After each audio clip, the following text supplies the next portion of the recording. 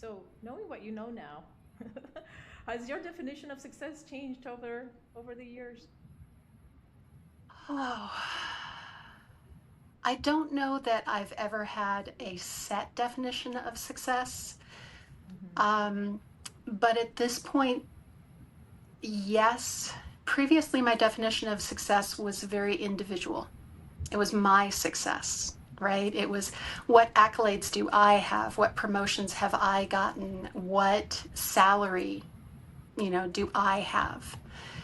And as I have achieved my individual goals, or haven't, there have been some that definitely are on my failure resume rather than my success resume.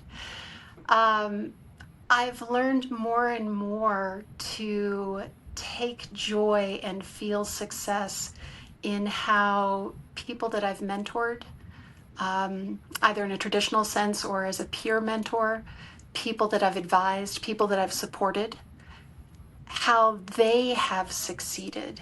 And it isn't necessarily, again, in what titles they have or what salaries they have, but how much they light up when they're doing what they're doing. And so my definition of success may have at one point been, well, I want to lead the project and I want to go ever upwards and greater, roles of responsibility.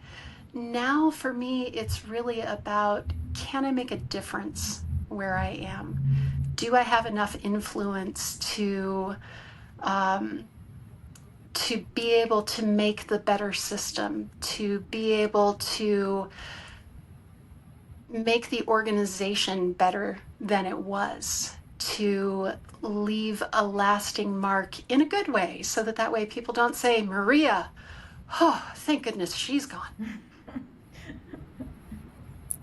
So I guess, like I said, my little girl world didn't have a whole lot of